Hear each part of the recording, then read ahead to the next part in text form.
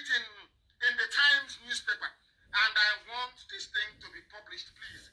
I want it to be published tonight, immediately. I want it published on my page. I want people to understand a letter that was written in the Times of London, July 15, 1998. I repeat, the Times of London, Wednesday, July 15, 1998. Let me read it for you. It was written by a white man. You understand? Written by a white man. His name is Peter Smithers. Peter, P-E-T-E-R, as you have Peter. Smithers is S-M-I-T-H-E-R-S. He wrote it. He was writing to the British government. He's a white man. He's British. As I said before, the British people are very conscientious. An average Briton is a nice human being. An average Englishman, an average Scottish man, an average Welshman, an average Irishman, they are wonderful, beautiful people. But once you take them away from the streets of London, or Belfast, or Glasgow, or Edinburgh, as the case may be, or Cardiff, and you put them in the Foreign and Commonwealth Office, dealing with colonial matters or dealing with Africa, they turn into beasts, they turn into monsters. I don't know why. Somebody wrote a letter. It's called the Nigerian Lesson. This is in the Times of London. As I repeat, Times of London, Wednesday, July 15, 1998. Somebody kindly sent it to me, and I'll read it so that the whole world may hear. This is from Sir Peter Smithers. He's a knight of the realm. The proper sir, not the sir you have in the zoo. When you come up with a chair knight, you know, these are the knights of the realm of the British Empire. Now listen. Sir, I'm now reading verbatim the letter written by Sir Peter Smithers to the Times newspaper of London. Listen, sir, during the negotiations for the independence of Nigeria, the view of the Secretary of State at that time, with which I agreed, was that in Nigeria, we should attempt to put together a large and powerful state with ample material resources which will play a leading part in the affairs of the continent and of the world. This was attractive, but it involved forcing several different ethnic and cultural groups into a single political structure. The negotiations were complex and very difficult. The chief problem, as I recall, or I remember, relating significantly to the control of the police and of the military. Listen carefully, please. In the retrospect of 40 years, it is clear that this was a grave mistake, which has cost many lives and will probably continue to do so. It would have been better to establish several smaller states in a free trade area. Even some British people realized after 40 years of failed experiment called Nigeria, Sir Peter Smithers, who worked in the zoo colonial desk, he is writing, we wanted to build a country that is so big that we can control, more or less. And that very big country, our problem then was who to give the police and the army to. And they gave it to Fulani. The man is now saying, with hindsight, after 40 years, many people, he wrote this thing in 1998, not 2020, 1998. This white man knew that Fulanis were using army and police to kill people in 1998. He said, after 40 years of this experiment called Zoo, Nigeria, that they created, that it is a mistake. White man is a mistake. Now, he said, we should have gone for small states. Now, this goes back to our Aburi conference. Our people should be able to reason. This was the reason why Britain said no to Aburi. Because Aburi was about confederation. Ojukwu went to Aburi, agreed confederation, came back home in Enugu, and go and launch the war. Instead of implementing that Aburi that would have allowed smaller nations to emerge, but in a free trade zone called Nigeria. Gowon said no because British told him to say no. Because Britain wanted a large country that has influence in Africa, that they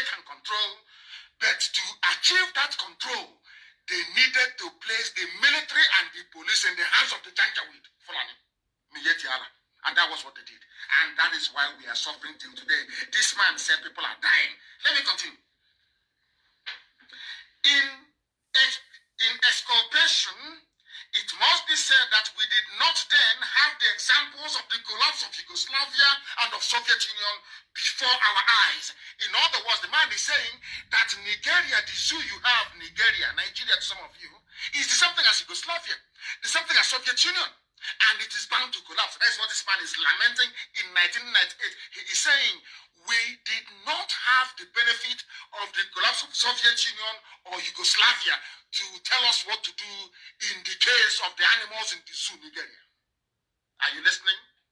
This is from a British man, a high-ranking officer. He is a sir, he's a knight of the realm, Sir Peter Smithers. I will continue.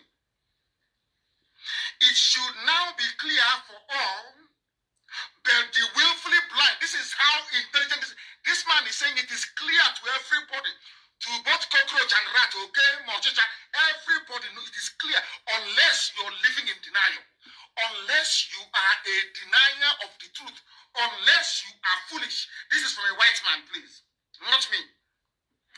Unless you are willfully blind to see that it is extremely dangerous to force diverse racial and social entities into a single, rigid political structure such as that which is being built upon the foundation of the Maastricht Treaty. This man was saying the reason why Britain left the EU, the reason why Britain opposed, some of you don't know what is Maastricht Treaty, but I will tell you some other day. It was a treaty of European Union that Britain refused to sign. This man is saying the same mistakes of the past we are about to repeat. What is that mistake?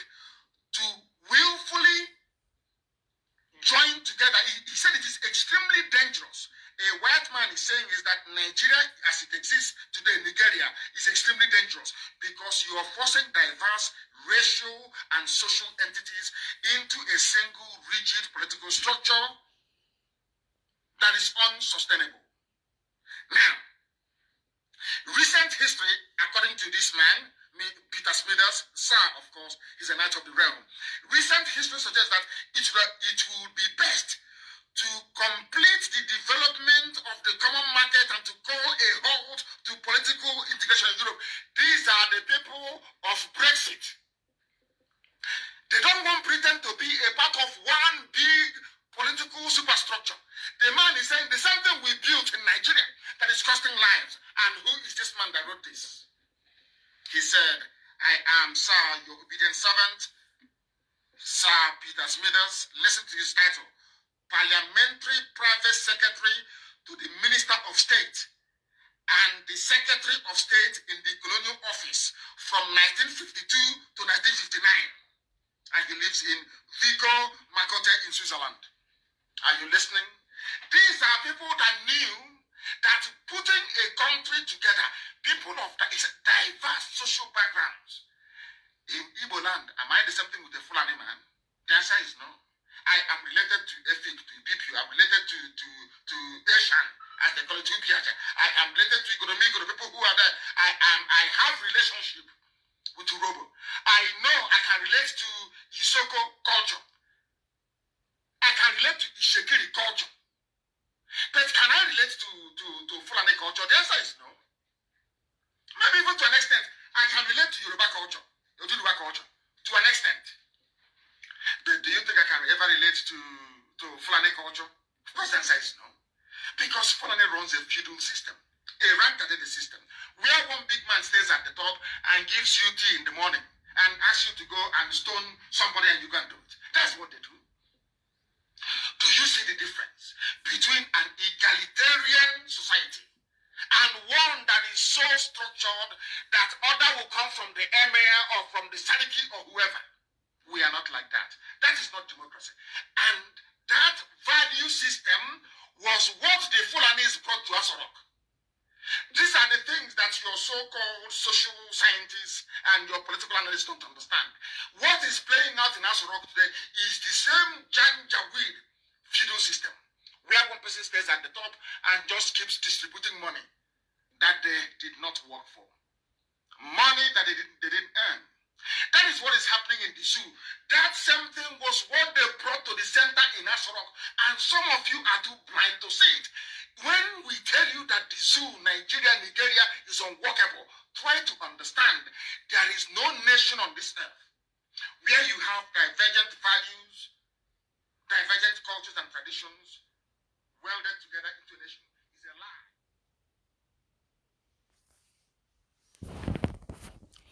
Thank you for watching. Don't forget to subscribe to Biafra TV. On Biafra, we move. Continue to pray for Nnamdi Kanu. Continue to pray for Eastern Security Network. Biafra is imminent. But remember, like I always said, Biafra is a spiritual warfare. And those that will fight for Biafra will fight for Biafra in spirit and in truth. Because he who must come to equity must come with a clean hand. I remain your sister. Biafra TV. Subscribe for more to come.